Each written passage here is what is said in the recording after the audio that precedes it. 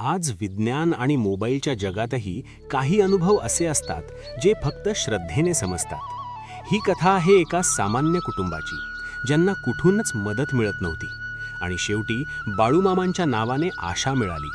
हा व्हिडिओ कोणालाही जबरदस्तीने पटवण्यासाठी नाही, तर जे अनुभव लोक स्वतः सांगतात ते तुमच्यापर्यंत पोहोचवण्यासाठी आहे। जय बाळूमामा। जर हा अनुभव मनाला भिडला तर लाईक, शेअर आणि सबस्क्राईब करा। कथा साधी, वास्तववादी। ही घटना आहे मराठवाड्यातील एका छोट्या गावातली। गणेश नावाचा तरुण सामान्य कुटुंबातून आलेला। नोकरी होती, पण अचानक कंपनी बंद पडली। घरात आई वडील, लहान बहीण। महिन्याभरातच बचत संपली। गणेश रोज नोकरीसाठी फिरायचा, पण कुठेच काही जमायचं नाही।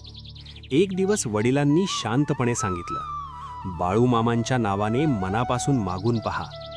गणेश फारसा धार्मिक नव्हता, पण त्या रात्री तो झोपण्याआधी फक्त एवढंच म्हणाला, बाळूमामा, जर काही मार्ग असेल तर दाखवा। दुसऱ्या दिवशी सकाळी एका जुन्या ओळखीचा फोन आला, आमच्याकडे तात्पुरती कामाची संधी आहे, येणार का? ती नोकरी मोठी नव्हती, पण सुरुवात झाली। आज गणेश सांगतो, मी म्हणत नाही की हा चमत्कार होता, पण त्यावेळेस जेव्हा काहीच शक्यता नव्हती तेव्हा आशा मिळाली।